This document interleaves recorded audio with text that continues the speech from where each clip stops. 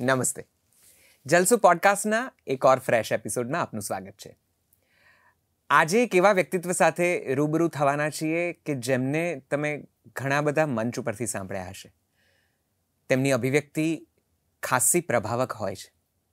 સ્ત્રી સ્વાતંત્ર્ય, દાંપત્ય જીવન, માણસાઈ ઉપર, પ્રેમ ઉપર તેઓ મુખર થઈને વાત કરે છે. તેમને સાંભળવા ગમે છે. તેમની શૈલી જરાક જુદી છે. તેમની શૈલી તેમની પદ્ધતિ તેમના અનુભવોમાંથી આવે છે. તેમણે જીવેલા જીવનમાંથી આવે છે. એટલે થોડી વધારે સચ્ચાઈથી ભરી લાગે છે. થોડી વધારે સ્પર્શે છે. મનોદિવ્યાંગ બાળકો સાથે તેઓ કામ કરે છે અને તેમના જીવનને પોતાનું જીવન માનીને જીવે છે. અને એટલે જ એમની આંખો અને ગળું વારંવાર વાત કરતાં ઉભરાઈ આવે છે અને આપણે પણ એમની સાથે જાણે કે વહી જઈએ એટલી બધી સંવેદનસભર વાતો તેઓ કરે છે. હું વાત કરી રહ્યો છું ખૂબ લોકપ્રિય નેહલ ગઢવીની. આજના સંવાદમાં તેમની પાસેથી જાણીશું તેમના સ્ત્રી સ્વાતંત્ર્ય વિશેના વિચારો, પુરુષો માટેની તેમની અભિવ્યક્તિ, મનોદિવ્યાંગ બાળકોનું જીવન કેવું હોય છે, તેમની સમસ્યાઓ, તેમના પડકારો કેવા હોય છે. આ બધું જ નેહલબેન પાસેથી આજે રૂબરૂ સાંભળીશું. આ સંવાદ તમારી કોઈક ઝીણી નસને સ્પર્શે તો મને આશ્ચર્ય નહીં થાય. ચાલો આવકારીએ દિલથી પ્રેમથી નેહલ ગઢવીને. આપ સૌનું પણ સ્વાગત છે.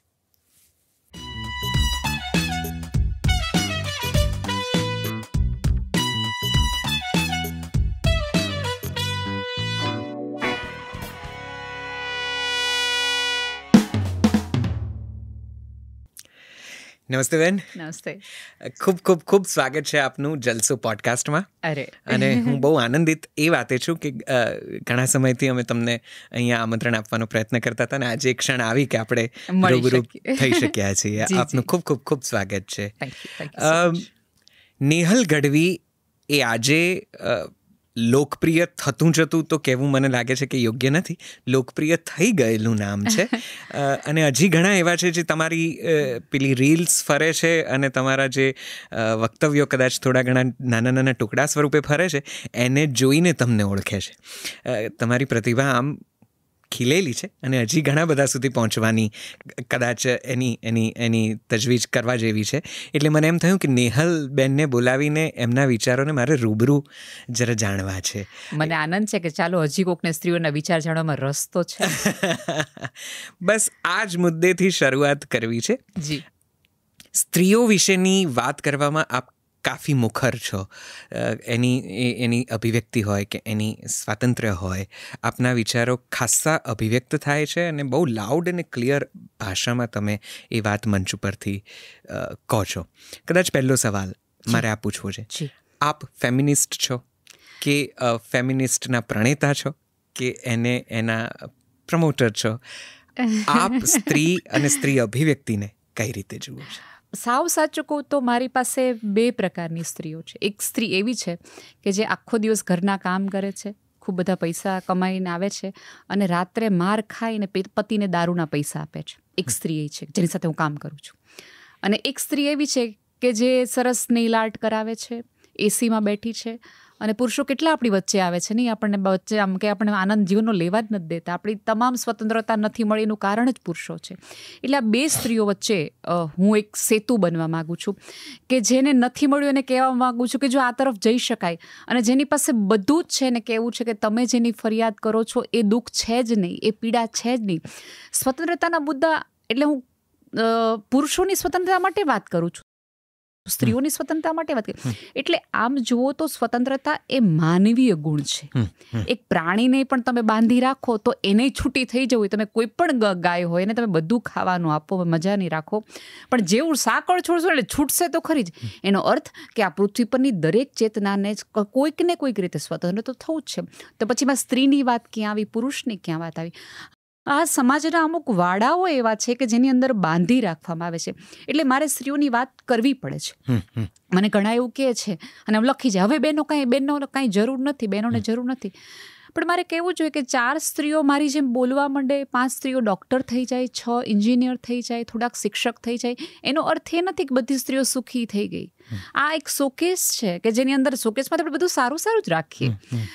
તમે જાઓ ગોડાઉનમાં તો તમને ખબર પડશે કે હજી કેટલી બધી સ્ત્રીઓ છે કે જેને ક્યાં જવું, શું પહેરવું, શું ઓઢવું, કઈ ખાવું, એ બધી સ્વતંત્રતાઓ નથી મળી. ઇવન કેટલી બધી ભણેલ ગણેલ સ્ત્રીઓ મારા ધ્યાનમાં એવી છે કે જેની પાસે પોતાની નોકરી પછી પોતાનું ATM કાર્ડ નથી. તમે એને પૂછો કે શું તમારા કે દિવસે, એ તમારા ભાઈને બધી ખબર હોય. એટલે મારે એને પણ થોડુંક કેવું છે કે તારા ભાઈની સાથે તને પણ ખબર પડે એવી થોડીક ખુલ્લાપણું જીવનમાં રાખ. એટલે હું કોઈના પક્ષે નથી, પણ હા, જે બંધાયેલું છું એના પક્ષે છું. બહુ સુંદર ઉદાહરણ આપ્યું તમે કે એક બાજુ એ સ્ત્રીઓ છે કે જે પોતાની મરજીથી, પોતાના સ્વાતંત્ર્યતાથી નેઇલ આર્ટ કરાવે છે, ટેટુ કરાવે છે, અથવા તો નક્કી કરે છે કે મારે શું પહેરવું છે ને ક્યાં જવું છે. બીજી બાજુ એવી સ્ત્રીઓ છે જેને ડેલીની બહાર પગ મૂકવો હોય તો પણ પૂછવું પડે છે કે કંઈક લેવું હોય, સાવ એમાં નેઇલ પોલિશ પણ હવે તો 10 રૂપિયાની મળતી નેઇલ પોલિશ લેવી હોય તો એણે હિસાબ કદાચ આપવો પડે છે. સાચી વાત. તો આમ સમાજ તરીકે, વક્તા તરીકે, અભ્યાસુ તરીકે તમે શું જુઓ છો? આપણે સમાજના કયા સ્તર ઉપર છે? પુરુષો શું આપી શક્યા છે અને પુરુષો શું ચૂકી ગયા છે? પહેલી વાત કે હું દ્રઢપણે માનું છું. દ્રઢપણે એટલે આમ પ્રખરતાથી આમ ગાંઠ બાંધીને સમાજને કહેવા માગું છું કે જો સ્ત્રીઓને ક્યાંય પણ આ જગતમાં 10% કે 20% જો સ્વતંત્રતા મળી હોય તો થેન્ક્સ ટુ મેલ. એક પુરુષે આકાશનો સ્પર્શ કર્યો, ત્યાંથી ઉડીને આવ્યો અને એક સ્ત્રીને કીધું ગુફામાં શું રહે, બહાર જો આકાશમાં ઉડવા જેવું, તારી પાસે પાંખો છે, એવું એક પુરુષે એક સ્ત્રીને કીધું છે. સ્ત્રી પાસે પોતાની એવી વાત નહોતી. એટલે હું આજે પણ માનું છું કે એક 10-15% ભાગ છે જે પુરુષોનો કે જે સ્ત્રીઓની વચ્ચે આવે છે. બાકી તો સ્ત્રીઓની પોતાની સમજના પાંજરાઓ એટલા છે કે જે એને બાંધી રાખે છે, એને જકડી રાખે છે. એટલે એવું જરાય માનવાની જરૂર નથી કે પુરુષોના કારણે સ્ત્રીઓ. અત્યારે તો થોડી ઘણી સ્થિતિઓ અત્યારે એવી આવી ગઈ છે એક વર્ગની અંદર કે મારે ને તમારે વાતો કરવી પડે કે આપણે હાલો ને થોડીક પુરુષો. તમને વાત લાગે, પરમ દિવસે જ એક ભાઈનો મને ઈમેલ આવ્યો છે ને એણે મને એવું કીધું છે કે તમે પુરુષોની પતિ પીડિતાનું એક ગ્રુપ ચલાવો અને એના એક પ્રમુખ બનો ને, અને પછી કે તમે નરેન્દ્ર મોદીને લખો ને કે આ ભાઈઓને બહુ અન્યાય થાય છે ઓલી તલાકોમાં ને ડિવોર્સમાં ને એની અંદર. તો આ પણ એક સમાજ છે કે જેમાં આપણે એની પણ વાત કરવી પડે. અને પુરુષોની સ્થિતિ અત્યારે એક એવી થઈ ગઈ છે કે સહેજ પણ ના પાડે છે ને કે અથવા સવાલ કરે છે કે કેમ મોડી આવી. હવે એને પૂછતા નથી આવડતું કે કેમ મોડી આવી. એનો પૂછવાનો અર્થ એ જ હતો કે ભાઈ બહુ ટ્રાફિક હતો, ખૂબ બધા એક્સિડન્ટો થાય છે, તને કાંઈ થયું નથી ને, પૂછવું તો એને એ હતું. પણ કેમ મોડી હું તમને પૂછું છું. એટલી પૂછવાતા પણ ડરે છે. એટલે એને થાય અદબ પાડી, અને જો અદબ પાડીને બેસી જાય તો આટલું મોડું થયું. તમારા મગજમાંથી એક વખત એવું ન નીકળ્યું કે મારે કેમ મોડું થયું. એટલે હવે એ બિચારો કન્ફ્યુઝ છે કે હું આ બાજુ જાઉં કે હું આ બાજુ જાઉં. એટલે વાત એ જરાય વિચારસરણી ખોટી છે કે માત્ર પુરુષોના કારણે. અને ક્યારેક સ્ત્રીઓ વધુ સ્ત્રીઓની વચ્ચે આવી જાય છે અમુક પક્ષોની અંદર. ધારો કે દીકરો હોવો જ જોઈએ એવી વાત જગતની તમામ સ્ત્રીઓએ જ કરેલી છે. તમે જો બધા પુરુષો કદાચ તમે ભેગા થતા હોય તો કોઈ દિવસ પૂછશો નહીં કે તારે શું છે ભાઈ, બરાબર. હવે આપણે ત્યાં તો ગ્રુપમાં કોઈ છોકરી હોય અને એના લગ્ન ન થતા હોય તો આપણે પહેલું પૂછીએ કે થઈ ગયા, એટલે આપણે એમ કહીએ ના અમારી દીકરીના નથી થયા. કેટલા વર્ષની થઈ? એટલે આપણે એમ કહીએ કે 22 વર્ષની. હજી નથી થયા? મંગળ હશે. એટલે એઝ ઇફ મંગળનું એક જ કામ હોય ભારતીય છોકરા છોકરીઓની વચ્ચે આવવાનું, એના લગ્ન ન થવા જોઈએ. એટલે કદાચ મોદી સાહેબે પહેલું મંગળ ઉપર મોકલ્યા કે જોયા હો ને અમારા બિચારા છોકરા છોકરીઓનું કંઈ થતું નથી. શું કામ સીધું કહેવા માંડ્યું. અને ધારો કે લગ્ન થઈ ગયા અને 1-1.5 વર્ષ થઈ ગયું, કાંઈ બાળક નથી, લે અમારી દીકરીને તો થઈ ગયું. અચ્છા એક કામ કરો, અહીંયા એક સરસ સેન્ટર છે, એની દવાથી તરત બાળકો થઈ જાય છે. એટલે આવી બધી વાતો છે સ્ટ્રેસ પાસની એક સ્ત્રીઓ જ કરે છે, ક્યારેય કોઈ પુરુષો નથી કરતા. એટલે એક સ્ત્રીની અંદર માનસિક રીતે હવે જેનું નથી થતું એના પોતાના કારણો હશે, બાળકો કરવા કે ના કરવા એના પોતાના કારણો હશે. એવું કાંઈ જોયા વગર સીધું ઘૂસી જ જવાની કોઈની પ્રાઇવસીની લાઈફ. અને હાઈટ ઓફ ઇટ, અને દરેક વ્યક્તિ પોતે એવું મારા જેવી દરેક સ્ત્રીઓ કહે છે કે અમને કોઈ ખૂણો નથી મળતો, અમને કોઈ પ્રાઇવસી નથી મળતી. પણ આપણે કોઈકની પ્રાઇવસીનું કેટલું ધ્યાન રાખીએ છીએ એ પણ એટલો જ મહત્વનો મુદ્દો છે. તો હું કદાચ આ પ્રશ્નને જરા જુદી રીતે અને કદાચ સીધી રીતે પૂછો કે સ્ત્રીઓને શું અને કોણ નડે છે? સમાજ, પુરુષ કે સ્ત્રી પોતે? પહેલાં તો પોતે. હું ખુદ પોતે જ મને નડું છું. કારણ કે હું બહાર નીકળું તો મને ઘરમાંથી અથવા ક્યાંય પરથી બેકગ્રાઉન્ડમાં અવાજ આવે, જોયું નીકળી ગઈ.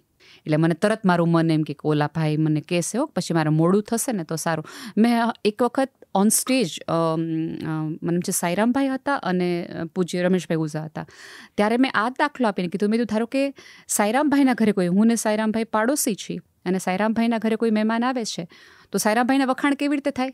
આમનું એટલું હાલે જ ને, એકે રાત ઘરે ન હોય એટલા કાર્યક્રમ હાલે છે. હવે એ જ મહેમાનો મારા વિશે શું કહે છે? આ ઓલા નેહલબેન એકે રાત ઘરે ન હોય. આ જુદાપણું છે.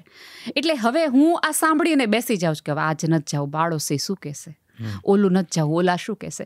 એટલે સ્ત્રીઓ પોતાની આજુબાજુના સર્ટિફિકેટથી એટલી બધી બંધાયેલી છે. કારણ કે શું છે, આપણા ઉછેરમાં આવ્યું કે તને કોકે સારી કેવી જ જોઈએ, તને કોકે ચારિત્રવાન કેવી જોઈએ, તને કોકે સુંદર કેવી જોઈએ, તને સુશીલ કેવી જોઈએ. અને આપણી દ્રષ્ટિએ કઈ સ્ત્રી સારી છે? તો કે જે સામા જવાબ નથી આપતી, કશા પ્રશ્ન નથી પૂછતી, બધું જ સહન કરે જાય છે, તમારા ગમે એવા અન્યાય પછી પણ એ તમને એમ કહેશે કે તમે જ મારા પ્રાણનાથ છો. આવું કહેતી આપણી માટે. એટલે ધીમે ધીમે એ વ્યાખ્યાઓ સાંભળીને આપણું આખું ડીએનએ બદલાઈ ગયું. હવે એમની અંદરથી બહાર આવવામાં ગમે એવી મોડર્ન થઈ જાય, ગમે એવી થઈ તો એને ચિંતા તો એક થાય જ ને કે મને બધા ચારિત્રની તો સારી કહેશે ને, મને આનું તો સારું કહેશે ને. એટલા માટે પોતાની સમજ એને નડે છે અને પછી ક્યાંક સમાજ આવે છે અને છેલ્લે પુરુષ આવે છે. કારણ કે હવે તમે એવું મને કહી શકો કે ભાઈ સમાજ છે એ પુરુષોએ જ બનાવેલો છે, પણ સમાજ સ્ત્રી અને પુરુષ બંનેની સમજથી બનાવેલો છે. એક સ્ત્રી ક્યાંક પુરુષના મગજમાં વાત નાખે છે અને પછી પુરુષ બહાર જઈને વાત કરે છે કે જો બહેનોને આવું બહુ કરીએ ને તો પછી આવું થાય હો, તમને ખબર નથી આ બધા ભેગા થઈને શું વાત કરે છે. એટલે ક્યાંક ને ક્યાંક આમ જુઓ તો દરેક સમાજની રચના છે એક સ્ત્રીના ગર્ભમાંથી જ થાય છે. કરેક્ટ. બરાબર. એટલે તમારે પહેલો જ ગર્ભનો વિચાર આપવો જોઈએ. હાલો, હું માની લીધું કે મને પુરુષોની આ વાત નથી ગમતી, તો મારી પહેલી ફરજ એ આવે કે હું મારા દીકરાને કહું કે બેટા તું સ્ત્રીઓને આમ જોવાની વાત કરજે. એનો અત્યારે જો પુરુષોની સ્થિતિ આવે તેનો અર્થ એ કે જગતની એક પણ સ્ત્રીએ પુરુષોને શીખવાડ્યું નહીં કે સ્ત્રી સાથે કેમ વાત કરવું જોઈએ, એની યાર કેમ અડવું જોઈએ, એની યાર કેમ વાત કરવી જોઈએ, એનું સન્માન કેવી રીતે કરવું જોઈએ. એટલે પછી સમાજ અને છેલ્લે ક્યાંક પુરુષ અને ક્યાંક એ પ્રેશરમાં આવીને કર્યા કરે છે. એને નથી ગમતું કે એની પત્નીને ના પાડવી, એને નથી ગમતું કે એના પત્નીને પૂછવું, પણ તરત ઓલા બેકગ્રાઉન્ડમાં પૂછ તો ખરો ક્યાં ગઈ હતી, પૂછ તો ખરો હું લઈ આવી, પૂછ તો ખરો. એટલે ઓલા સાંભળી એકવાર એમ થાય પૂછી લેવા દે ને ભાઈ, હે ને. એટલે એ છેલ્લે આવે છે. તો ક્યાં બદલાવની જરૂર છે? મારા ખુદથી. સૌથી પહેલો બદલાવ હું મારી નજરમાં લાવું. હું મને જુદી રીતે બદલાતી જોઉં અને મારી આજુબાજુની સ્ત્રીને પણ બદલાતી જોઉં અને એને સ્વીકારું. હવે ધારો કે બે સ્ત્રીઓ વાત કરી રહી છે, એમાંની એક સ્ત્રી એવું કહે છે કે ભાઈ ઓકે નેહલબેનને આમ છે, નેહલબેનને આમ છે. હું જોડાઈ જાઉં છું ને તો બદલાવ નહીં થાય, પણ હું એને સ્ટોપ કરું છું. હું એની યારે વાતમાં એને કહું છું કે તને શું લાગે છે એટલું સહેલું છે બહાર જઈને ઊભું રહેવું? તને શું લાગે છે કે એકલા જવું આમ અઘરું છે? એમ હું જોડાવું અને એક સ્ત્રીને હું સ્ટોપ કરું તો એક સ્ત્રી સ્ટોપ થશે, બીજી થશે, ત્રી થશે. એટલે તમારે આપણે ત્યાં એ તકલીફ એ છે કે શરદીના ચેપ બહુ જલ્દી લાગી જાય છે, સારપના ચેપ લાગતા જ નથી. બરાબર. એના હિસાબે કોઈ બદલાવ આવતો જ નથી. હું બદલાવ તો મારા આજુબાજુની ચાર, જો હું જે રીતે ડ્રેસ પહેરતી હોઉં એ પ્રમાણે ડ્રેસ પહેરવાવાળી 4 છોકરીઓ નીકળે. હું જેમ લાઇનર કરતી હોઉં એમ લાઇનર કરતી 4 છોકરીઓ નીકળે. મારા જેવા ઓર્નામેન્ટ્સ પહેરતી છોકરીઓ 4 નીકળે તો મારા પ્રમાણે બોલતી વિચારતી પણ 4 નીકળવી જોઈએ અને નીકળતી જ હશે. તો મારી જવાબદારી બને કે હું જે બોલું છું એની માટે, અથવા હું ક્યાંય પણ છું, હું શિક્ષક છું, ડૉક્ટર છું, ક્યાંય પણ હું સાદી કામવાળી બેન છું, તો પણ મારી સાથે કામ કરવા આવતી આ ઘરેથી બીજા ઘરે અમે જે જતા હોઈએ ત્યારે હું કહી શકું સાદી વાત છે, તમારાથી જ. નેહલબેન, તમારાથી જ બદલાવ આવે છે, પણ બદલાતું જુઓ છો તમે? તમારી દ્રષ્ટિએ તમારે ત્યાંથી કાંઈ બદલાયેલું જોયું?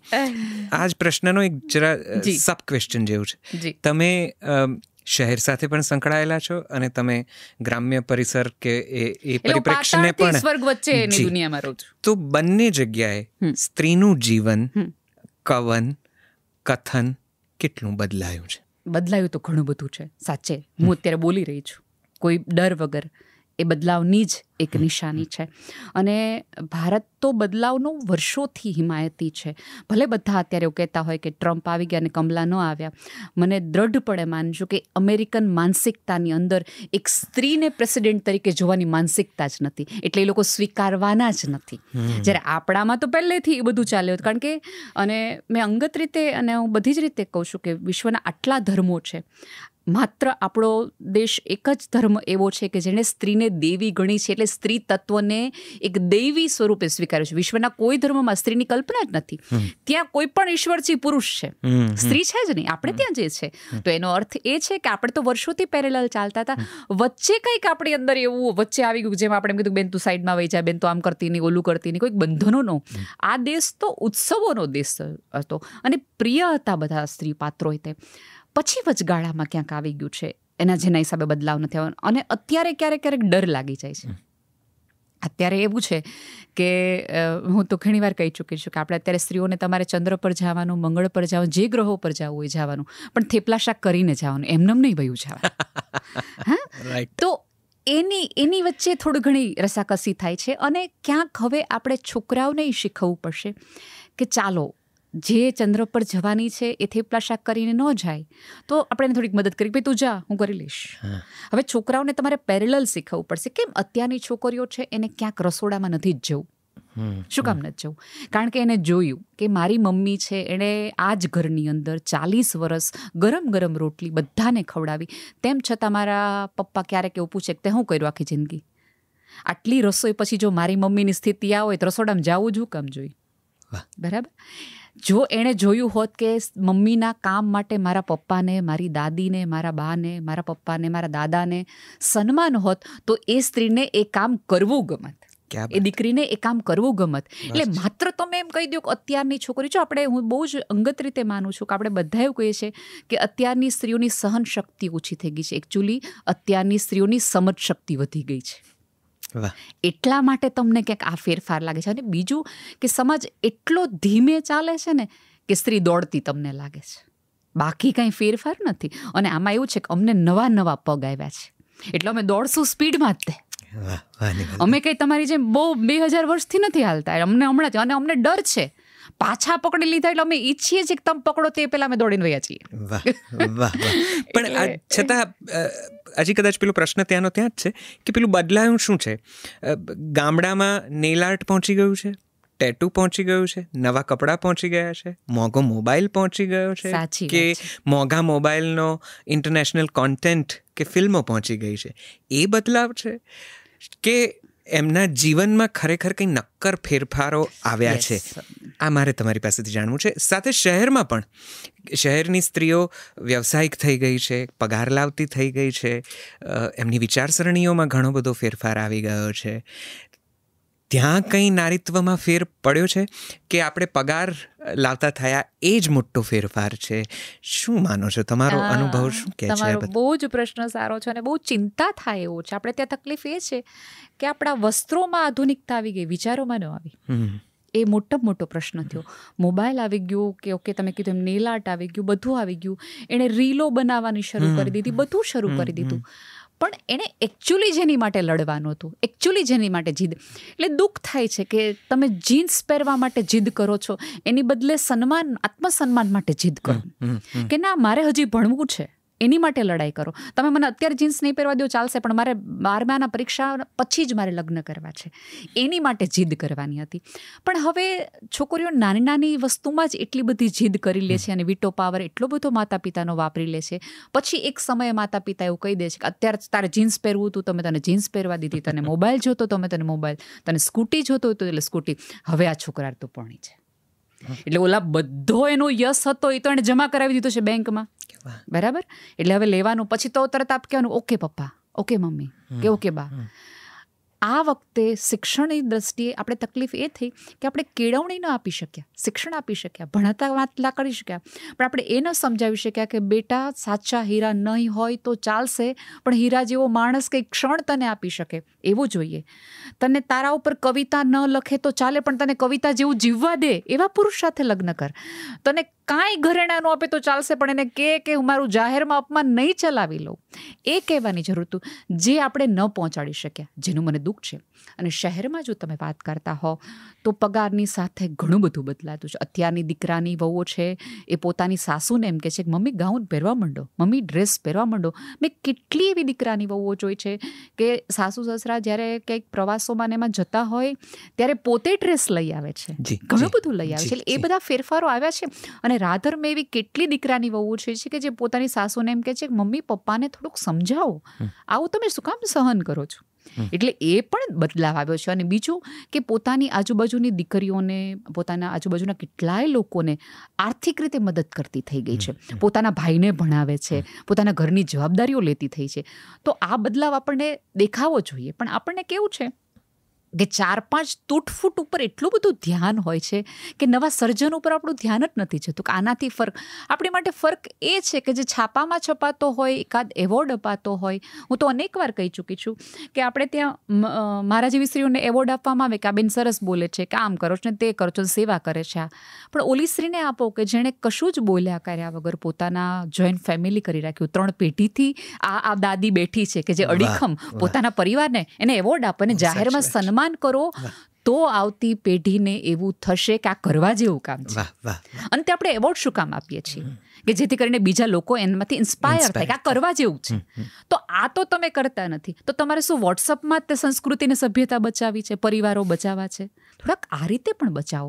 જાહેરમાં એવી સ્ત્રીઓને વચ્ચે લાવીને કહો કે એને કશું જ લખતા વાંચતા નથી આવડતું, એને કોઈ હિસાબ નથી આવ્યા, પણ તેમ છતાં, અને બહુ અંગત રીતે કહું છું કે જો તમારા પરિવારો જોડાયેલા હોય તો તમારા કુટુંબની એકાદ સ્ત્રીએ કાં સહન કર્યું છે ને કાંઈ ચૂપ રહી છે, કાં એણે ગળી લીધું છે, તો એને જાહેરમાં વંદન એટલા માટે કરો તો એના ઘસારાનો એને એમ લાગે કે ના, લેખે લાગ્યા.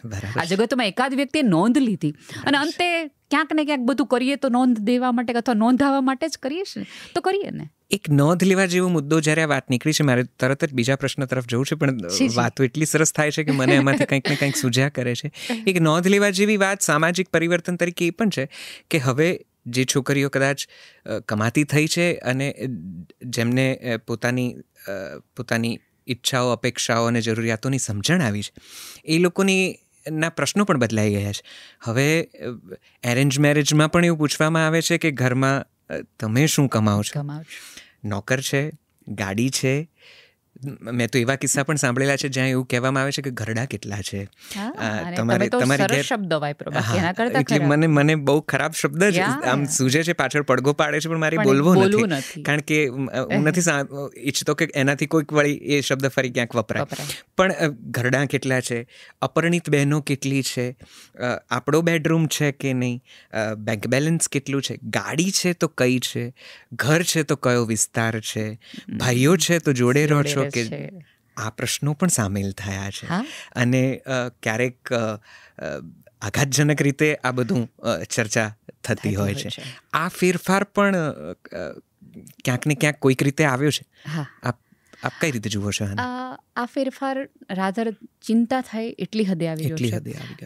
તમને વાતમાં જ છો, હમણાં 2 મહિના પહેલાં એક છોકરાએ મને ઈમેલ કર્યો હતો ને એવું લખ્યું હતું કે મને એવું થાય છે કે મારે લગ્ન કરવાના છે, તો હું એક લેખિતમાં બાંહેધરી આપી દઉં કે જો આપણે આ લગ્ન 2 વર્ષ ચાલશે તો મારી પ્રોપર્ટીમાંથી તને આટલું મળશે, જો આપણા 5 વર્ષ ચાલશે તો તને આટલું મળશે.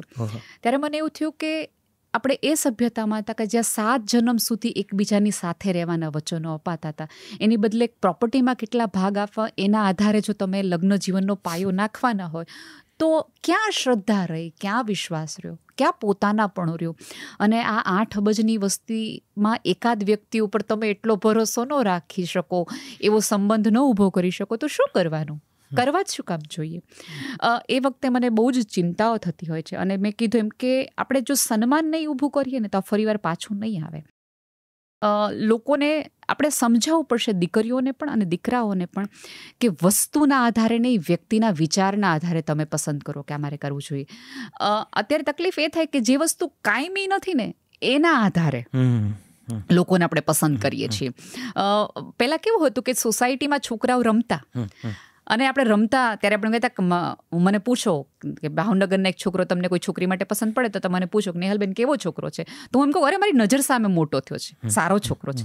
હવે તો આપણે શું કહીએ છીએ, અરે અમે એને ફોલો કરીએ, તમે જુઓ તો ખરા, હારી જ વાત કરે છે. એટલે સોશિયલ મીડિયાના ઓલા ઉપરથી આપણે વ્યક્તિ કેટલી સારી છે કેટલી ખરાબ છે એ નક્કી કરી છે.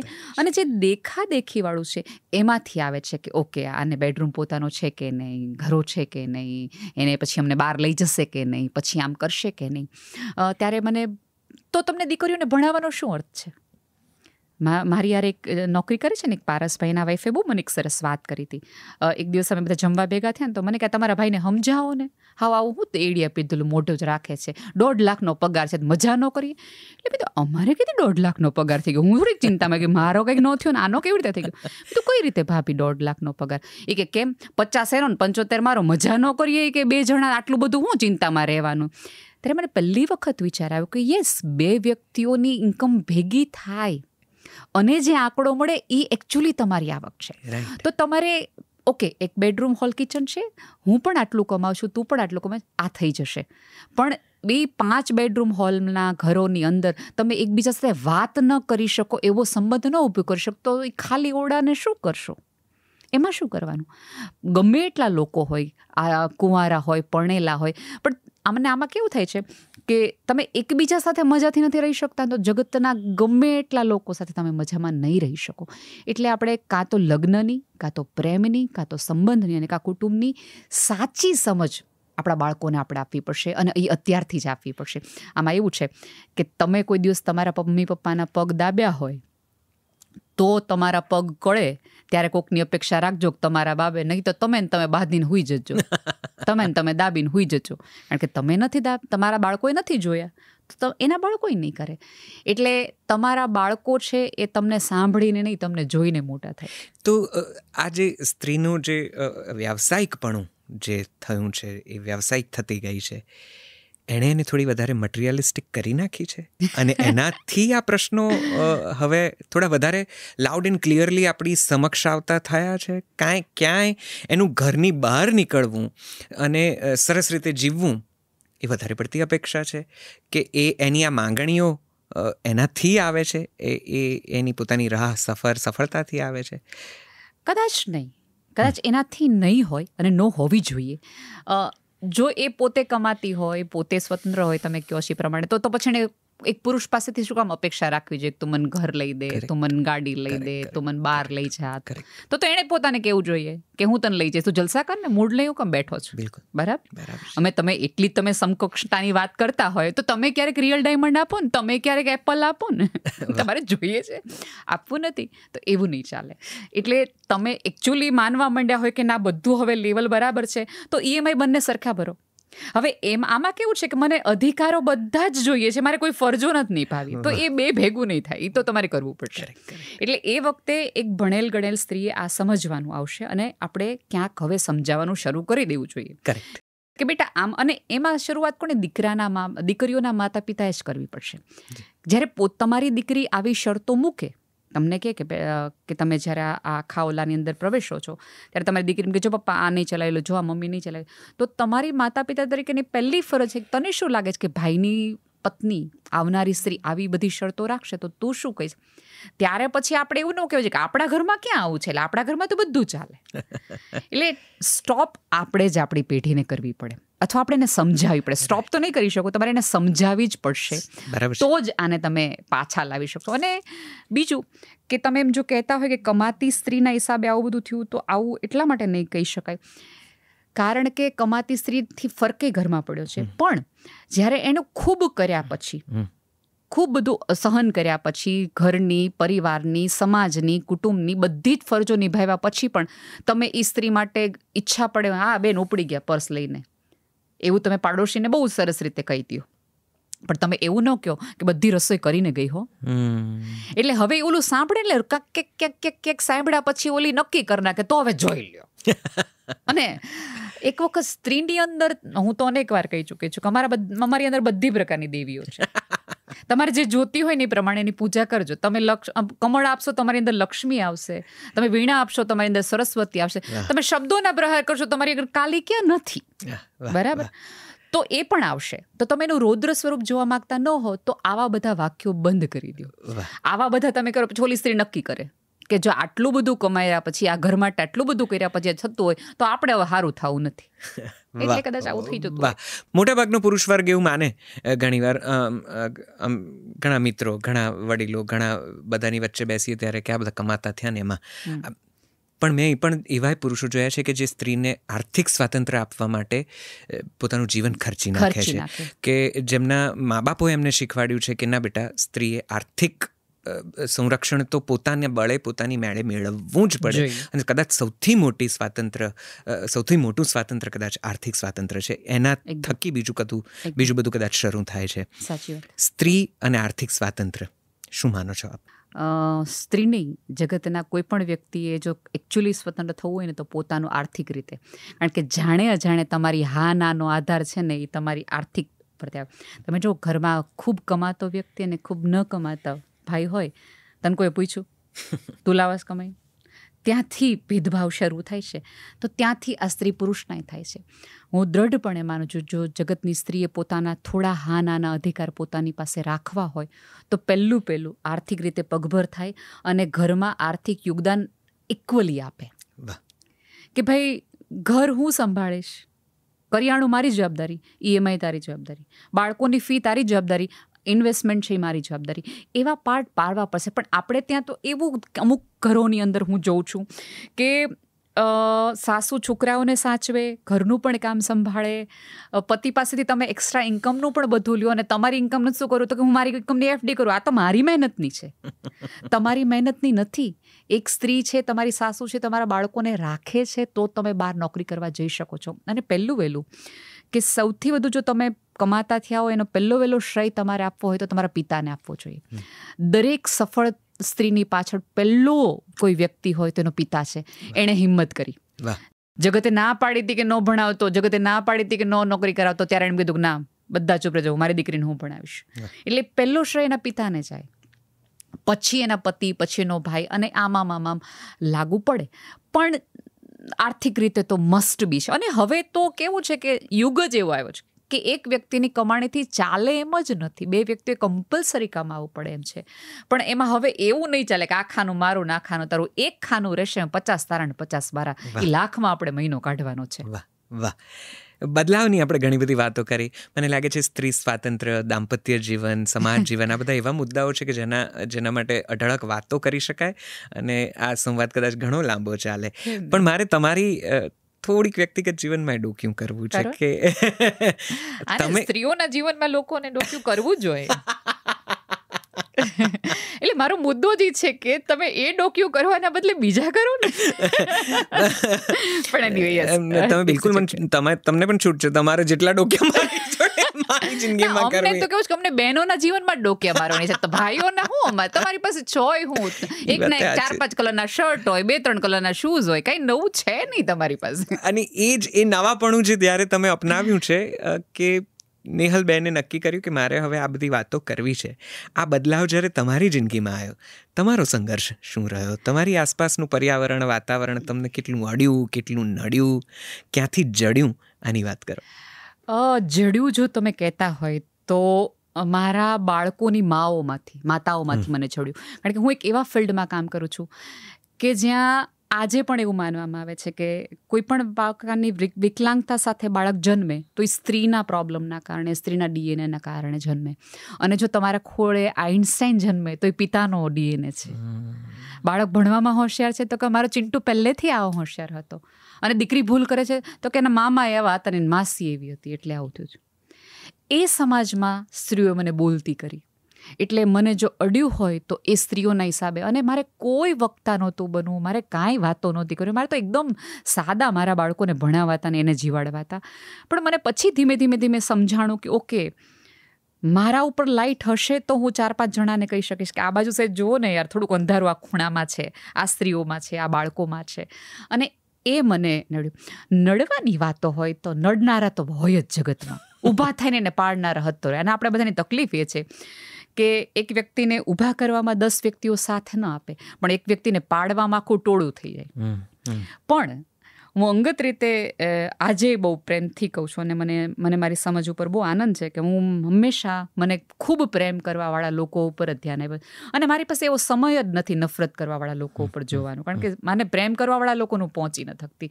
એટલે નડવાવાળાને હું યાદેય નથી રાખતી ક્યારેય. આટલી સરસ વાતોની અંદર મારે એવા 4 વ્યક્તિઓને હું કામ કેવું છું તે દિવસે 1980માં એ મને એણે આમ કીધું હતું ને ત્યારથી મને એમ થયું કે હું ઊભી થઈ. ના, જો ભલું થાજો એ વ્યક્તિઓનું કે જેણે મારી અંદર આગ નાખી કે મને એમ થયું કે તો જો એવા લોકોએ તમારી અંદર રોકેટનું જેમ કામ કર્યું છે અને રોકેટે અંદરથી સળગવું પડે પછી ઉપર જાય ને, એટલે એવા લોકોએ તો હું વંદન કરું છું કે થેન્ક યુ, તમે ન હોત તો આપણે હું માનત કે હજી જગત કેટલું બધું સુંદર છે. અને આવા લોકોને હું એટલે બધું યાદ નથી કરતી કારણ કે મારે ફર્ક રાખવો છે. જો અમારે વિકલાંગતાનો એક નિયમ છે કે તમે જો સાંભળી શકતા હો ને તો તમે બોલી શકતા છો, એ નિયમ છે. બરાબર છે. હવે આ નિયમ ડે ટુ ડે લિવિંગમાં કામ લાગે. જો તમે સાંભળી શકતા હોય તો તમે બોલી શકતા હોય, પણ તમારી સંસ્કાર, તમારું વ્યક્તિત્વ ને તમારું ચારિત્ર નક્કી કે તારા લેવલે જઈને મારે વાત કરવાની હોય તો જીવવું જ કામ જોઈએ. મારે ફર્ક રાખવો છે. હું જોવા ઈચ્છું છું કે તું મને જોવે ત્યાંથી કે યાર આને ગમે એટલે કંઈ તો પડી નહીં, હું આનંદ જોવા માંગુ છું. અને છેલ્લા શ્વાસે હું 4-5 નામો ખરાબ લેવાના બદલે હું અઢળક પ્રેમાળ નામો લઈને આ પૃથ્વી પરથી જવા માંગુ છું. આપણે નડવાવાળાની વાત જ નથી કરી. કોઈ સંઘર્ષ રહ્યો પણ કોને ન હોય? આપણે ત્યાં સ્ત્રીઓના સંઘર્ષને જેટલો ગાય વગાડવામાં આવે ને એટલે પુરુષના સંઘર્ષને ગાય વગાડવામાં નથી આવતો. સંઘર્ષ બધાના જીવનમાં હોય. ઘણી બધી વખત એવું થયું હોય કે તમને તમારા સપનાઓ માટે લડવું પડ્યું હોય, તમારા વિચારો માટે તમારે લડવું પડ્યું હોય, ખૂબ બધા અંગત લોકો તમારી વિરુદ્ધ થઈ જાય, મિત્રો તમારાથી છૂટા પડી જાય, પછી તમારે નક્કી કરવાનું કે હજી આ સ્ટેન્ડ લેવું છે, હજી આ વાત લેવી છે. પણ મને અનુભવ એવું સમજાણું છે કે જો તમારા વિચારોને તમે નથી છોડતા તો સમય આવે બધું જ વહેણમાંથી પાછું આવી જશે. ક્યારેક નદી હોય એ વળાંકમાં થોડાક છોડી દઈએ તો વાંધો નહીં, પણ પાછા તમે મળી તો જશો જ. ઘણા બધા એવા ઇન્સિડન્ટ્સ હોય કે ભાઈ વિચાર કર્યો હોય કે ભાઈ મારા ઘર લેવું જ છે અને આર્થિક રીતે તમે ફસાઈ ગયા હોય, કેટલું બધું ચારે બાજુથી આવે ને પછી હું જોઉં ને મારા ઘરના સોફા ઉપર બેસવું, ભલે જૂનો સોફા હોય તેમ થાય કે આપણો બસ. એટલે મને મારા પરસેવાનો બહુ આનંદ છે. આ આખી સફર દરમિયાન મંચ ઉપર તમે ઘણું બોલ્યા, કેટલી બધા લોકોને તમે ઇન્સ્પાયર કર્યા. તમે તમારા સફરની, તમારી મુક્ત અભિવ્યક્તિ વિશે વાત કરો ત્યારે કોઈ ક્ષણ એવી રહી નેહલબેન કે જ્યાં તમે તમારી આંખમાં આંસુ આવી ગયા હોય, તમને થોડું ઢીલું થઈ જવાયું હોય, ભલે ક્ષણિક હોય, એણે કદાચ બહુ જીવનમાં ભાગ ના ભજવ્યો હોય ને કદાચ તમે તરત ઊભા થઈ ગયા હો પ્રકૃતિ પ્રમાણે, સ્વભાવ પ્રમાણે, પણ ક્યાંક એક ક્ષણ યાદ આવે જે ખૂબ ખૂબ દુઃખી કરનારી રહી હોય, એવું કાંઈ ખરું?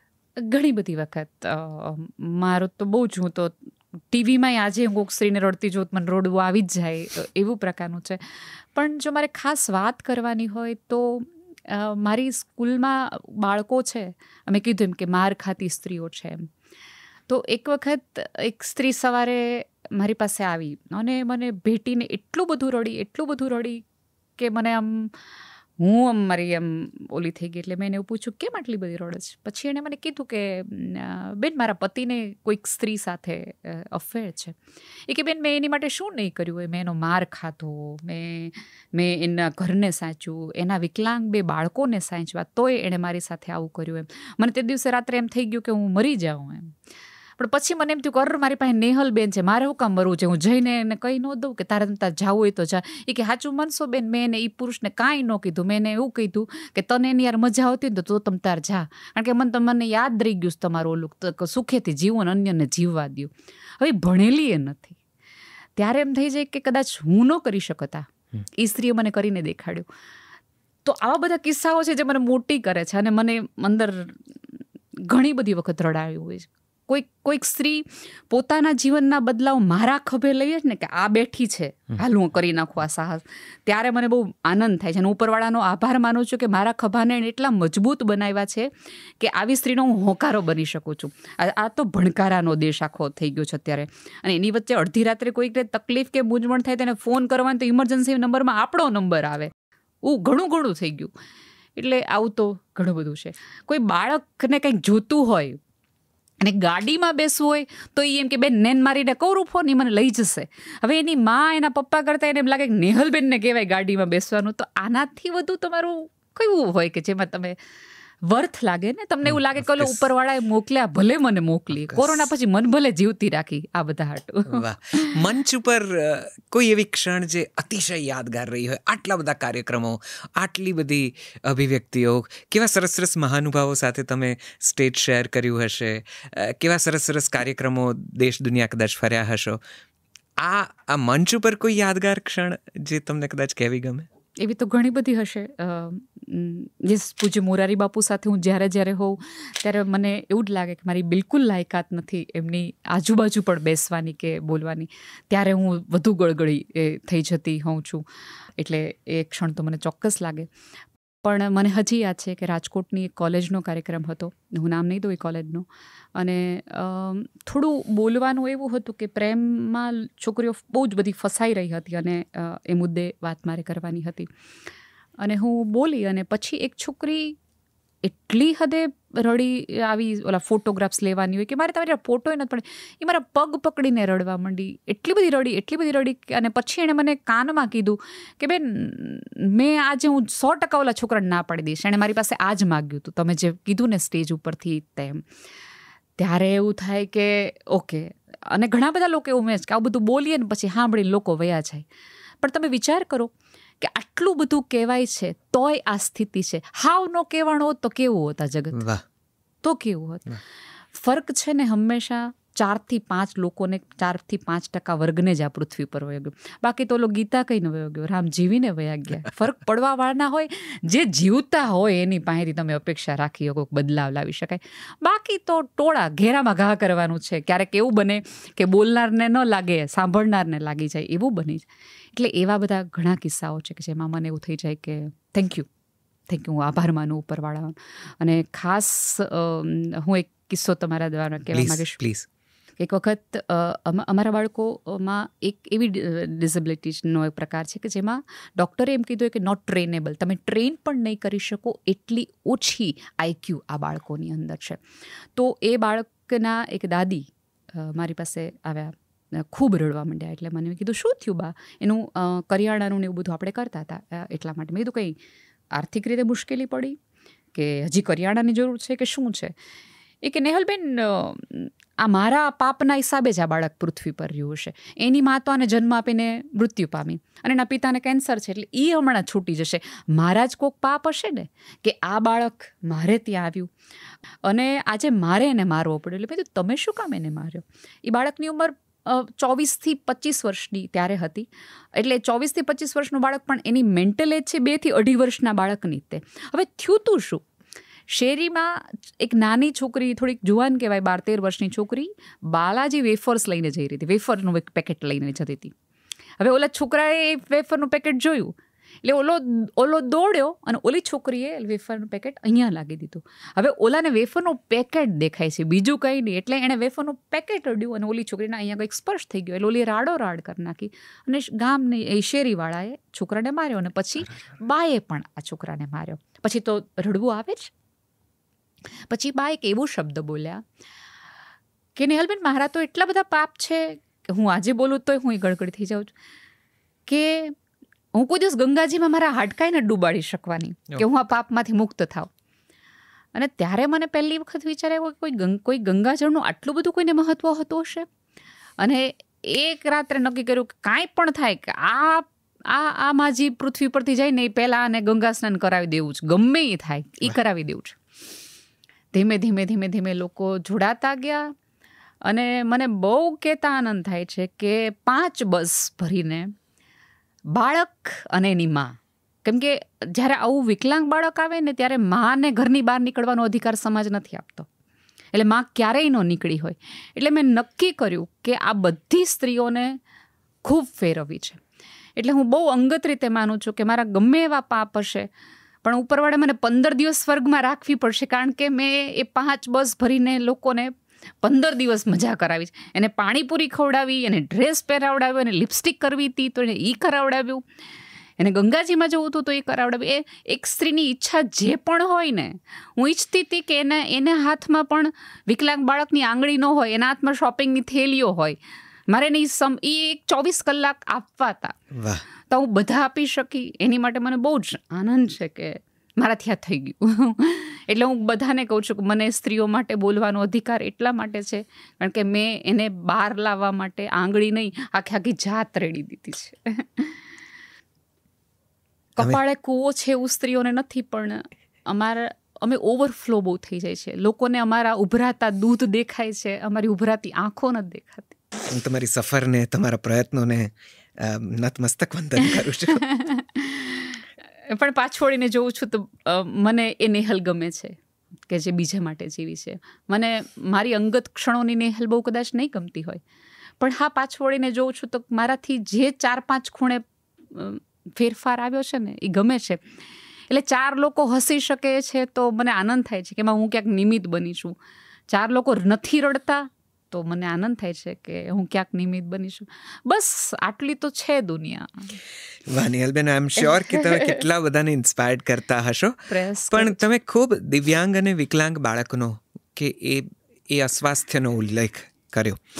મારે એ જાણવું છે, આ વિકલાંગ બાળકો સુધી કેવી રીતે પહોંચાયું? આપ દિવ્યાંગ બાળકો માટે તો ઘણું કામ કરો છો. આપ કદાચ એમના પ્રશિક્ષક છો, શિક્ષિકા છો એ સંસ્થાઓમાં કે શિક્ષણ આપતી સંસ્થાનમાં. તો શું આ પહેલેથી જીવનનો ઉદ્દેશ રહ્યો છે કે એમની સાથે જવું છે? અચાનક કોઈ જીવનની એવી ક્ષણ આવી કે ત્યાં પહોંચી જવાયું અને પછી નક્કી કર્યું કે આ જ કરવું છે?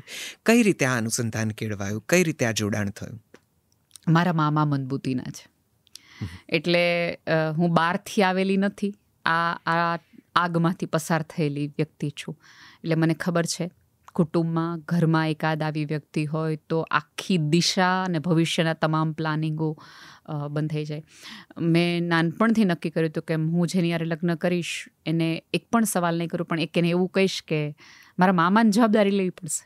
હું મારી જવાબદારી તમારા પગે લઈ લઈશ. એટલો મને મારા પર પહેલેથી એવું હતું. એવા જ એક સવાલ મારા મગજમાં હતો. મને એટલી ખબર પડી ગઈ હતી કે તમે કોઈ પણને લગ્ન કરવાના હોય તો તમારે એક પ્રશ્ન પૂછવો પડે ને એકાદ થોડીક શરતો મૂકવી પડે. તો આપણી આ શરત હતી એવું પહેલેથી મારા મનમાં હતું. પછી ધીમે ધીમે તમે જે મોટા થતા જાય એમ તમને ખબર પડતી જાય કે ઓકે, આવા બાળકોને કંઈ ઘરમાં જ ન રાખવાનું, આનું શિક્ષણ જ હોય. પછી ધીમે ધીમે મેં આમાં કારકિર્દી શરૂ કરી અને હવે તો એવું થઈ ગયું છે કે એ બાળકો છે તો હું છું, બાકી કશું જ નથી. એટલે મને આનંદ થાય કે મારે 3 વર્ષનું બાળક છે, 46 વર્ષનું બાળક છે અને એક 61 વર્ષના મિલનભાઈ પણ છે કે જે મારા ઘરની પ્રાર્થનાઓ કરે. મારે ગાડી થઈ ગઈ છે. મારે 2009માં ગાડી લેવી હતી, પણ 2009થી એના મગજમાં બ્લોક થઈ ગયું છે કે નેહલબેનને મોટી ગાડી લેવાની, ઇનોવા લેવાની છે, મોટી ગાડી. અને ઇનોવા શું કામ લેવાની નેહલબેનને? કારણ કે નેહલબેન પાસે બહુ બધા છોકરા છે, નાની ગાડીમાં નહીં આવે. તો તમે વિચાર કરો કે નિસ્વાર્થ ભાવે આ જગતમાં એક મારી માટે ખૂણામાં પ્રાર્થના કરનાર એક વ્યક્તિ છે કે જે નેહલની ઇનોવા માટે પ્રાર્થના કરે છે. એટલા માટે મારે, અને હું ઉપરવાળાને રોજ પ્રાર્થના કરું કે હું મરું, આ પૃથ્વી પરથી હું જાઉં તો એક એવું ઘર કરીને જાવા લોકોનું કે એ લોકો શ્વાસ ત્યાં લઈ શકે. એની પોતાની દુનિયા હોય જ્યાં એને કોઈ એવું ન કહે કે તું ગાંડો છો, તું નકામો છો, તારું કાંઈ નથી, તને અત્યારે મજા કરવી છે તો તું મજા કર, તને અત્યારે દાંડિયા રસ લેવા છે તો અત્યારે તું દાંડિયા રસ લે, કાંઈ જ નહીં. એટલે મારે એક સરસ મજાની આ બાળકો માટેની એક એવી હોસ્ટેલ કરવી કે જે પૃથ્વી પરનો ખૂણો હોય. અને હું ઈચ્છું છું કે જ્યારે જગતના આપણા જેવા બધા બુદ્ધિશાળી લોકો બુદ્ધિથી હારી જાય અને ડૉક્ટર એને ઇલાજમાં એવું કહે કે એકાદ સંસ્થાઓમાં જાઓ અને થોડાક હૃદયવાળા માણસો હારે રહી આવો, તમને દવાની જરૂર નહીં પડે. એક એવું જ જગત મારે બનાવવું છે. પણ છતાં અમને સમજાવો, કારણ કે શહેરમાં રહીને આવી બધી વાતો કરીને કે આવા બધા કિસ્સા, કહાણીઓ, કિરદારો કે વક્તાઓને સાંભળીને કાંઈ બહુ સમજાતું નથી. છતાં હજી એવું લાગે છે કે ઘણું ખૂટે છે. શું છે આ વિકલાંગ કે દિવ્યાંગ, જેને હવે આપણે બહુ સારી ભાષામાં આ કહીએ છીએ, જેને સમાજ હજી પણ ઘણું બધું પોતાનાથી દૂર ગણે છે, એમની સમસ્યાઓ શું છે? એમનું જીવન શું છે? કેવી કેવી વિકલાંગતા હોય છે? કેવી કેવી દિવ્યાંગતા હોય છે? એમને શું જરૂર છે? થોડી વિસ્તૃત વાત કરશો તો અમને ગમશે. કારણ કે અમે તો કદાચ ક્યારેક મારા જેવા કોક જતા હશે તો એકાદ સાંજ પસાર કરતા હશે ને થોડું કદાચ કંઈક મદદ આર્થિક કે કોઈક બીજા પ્રકારની કરીને પાછા આવીને દમ ભરતા હશે કે અમે તો શું સરસ મજાની સોશિયલ સર્વિસ કરી દીધી. પણ તમે તો રોજબરોજનું જીવન ત્યાં જીવો છો. થોડું વધારે સમજાવો અમને. હું મનોદિવ્યાંગ બાળકો સાથે કામ કરું છું. એટલે સાવ સાદી ભાષામાં કહું, અત્યાર સુધી આપણે જેને મંદબુદ્ધિ કહેતા હતા એ વિકલાંગતા સાથે કામ કરું છું. હું અનેક લોકોને કહું છું કે આ કોઈ ચેપી રોગ નથી કે તમને લાગી જ જવાનો છે. અને જો ચેપી રોગ હોત તો તમારું બાળક ખૂબ ભણેલું છે, એની બાજુમાં બેસાડો તો એને કેમ સારા માર્ક્સ નથી આવતા? સૌથી મોટી સમસ્યા એ છે કે આ બાળકોને કોઈ સ્વીકારતું નથી. બાળક ધારો કે કોઈ વ્યક્તિ છે જેને દેખાતું નથી, એને તમે સરસ નોર્મલ જીવન જીવવાની આપણે હવે સરસ સ્વતંત્રતા થઈ ગઈ છે અને એટલું બધું શિક્ષણ આગળ વધી ગયું છે કે એ નોર્મલ જીવન જીવી શકે છે. બીજી બધી પ્રકારની વિકલાંગતામાં એવી બધી સુવિધાઓ પણ છે અને એવી બધી રીતભાતો છે જેના કારણે મારા ને તમારા જેવું એકદમ નોર્મલ જીવન જીવી શકે. થોડી શિક્ષણ, થોડુંક સુવિધા અને સન્માન મળે તો. પણ અમારી વિકલાંગતા એવી છે કે જે જન્મે છે મંદબુદ્ધિ અને મૃત્યુ પામે છે એ મંદબુદ્ધિ. આની કોઈ દવા, કોઈ થેરાપી, કોઈ તાલીમ કે વિશ્વની કોઈ એવી ટેકનોલોજી નથી કે જે આ બાળકને નોર્મલ બાળક બનાવી શકે. અમારું જે કામ છે એ માત્ર કેવું છે કે આ પૃથ્વી પર આવ્યા છે, એની પાસે જે થોડો ઘણો ઈશ્વરે આઈક્યુ આપ્યો છે એનો ઉપયોગ એને કેવી રીતે કરવો એ અમે એને શીખવીએ છીએ અને થોડા ઘણા આર્થિક પગભર થતાં શીખવીએ છીએ. હું ઘણા વખતે એક ઝુંબેશ ચલાવું છું કે તમે આટલા બધા મોલમાં જાઓ અને મોલમાં એવું લખ્યું હોય કે અમારે ત્યાં 1.5 લાખ વસ્તુઓ છે, આટલા પ્રકારની વસ્તુઓ છે, તો આપણે ક્યારેય એવું જઈને પૂછ્યું છે કે તમારી આટલી 1.5 લાખ પ્રોડક્ટની અંદર એવી કઈ પ્રોડક્ટ છે કે જે ડિફરન્ટલી એબલ વ્યક્તિઓએ બનાવી છે? એક એ પ્રોડક્ટ છે એવી કે જે આવા વ્યક્તિઓ બનાવી છે? અને સમાજમાં એવું છે કે આપણે ભીખ બહુ પ્રેમથી આપી દઈએ. તમે સિગ્નલ પર જાઓ, કોઈ બારીમાં ટક ટક ટક ટક કરે, ઇરિટેટ થઈને આપી દઈએ, ક્યારેક એની સ્થિતિ જોઈને આવી છે અને ક્યારેક આપણી અંદરનો સરસ માણસ જાગૃત થઈને આપી છે. હું ના નથી પાડતી, કોઈ ભૂખ્યું હોય તો જમાડો એને આપો. એક કરતા વ્યક્તિને તમે 10 રૂપિયા, 20 રૂપિયા, 50 રૂપિયા આપી દઉં તો અમારું બાળક તો તમારી પાસે કામ કરીને પૈસા માગે છે. અમારું બાળક છે રાખડી બનાવે છે, મીણબત્તી બનાવે છે, તોરણ બનાવે છે, વર્ષમાં 2 વખત વસ્તુ બનાવે છે. તો એ વસ્તુ ખરીદીને કેમ આપણે એને સન્માનિત? અને એનું કારણ એક એ છે કે મેં તમારા ઘરે તોરણ મોકલાવ્યું છે, એના ઉપર લખેલું છે કે આ કયા બાળકોએ બનાવેલું છે. તો તમારા મગજમાં પહેલો વિચાર તો આવશે ને કે ઓકે, આ બાળકો કાંઈક કામ કરી શકે એવા છે. તો તમારી આજુબાજુના 10 બાળકો અથવા તમારા ઘરે કામ કરતા આવતા બેનનું જો બાળક આવું હશે તો તમે એને કહી શકશો કે તું એવું ન માનતી હો કે કાંઈ નહીં થાય. જો આવી સંસ્થાઓ છે કે જે આ બાળકો માટે કામ કરી રહે. તો આની માટે આપણા જેવા જે થોડા ઘણા ગણેલ કે સંવેદનશીલ સમાજ છે આગળ આવે, અવાજ ઉઠાવે.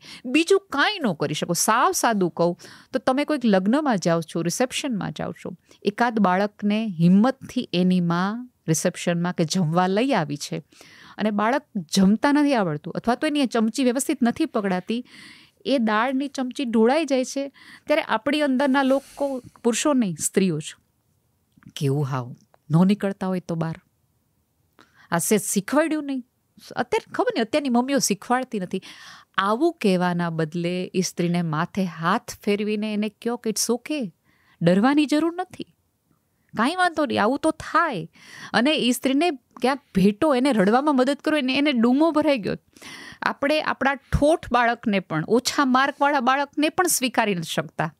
તો તમે માની ક્યારેય કલ્પના કરીશ કે જેનો બાળક ક્યારેય કમાવાનું નથી, ક્યારેય ઊભું નથી થવાનું, એક પણ પ્રકારની એવી શ્રદ્ધા નથી કે જે એને એવું કહી શકે કે તથાસ્તુ કાલથી તારો બાળક હાજો.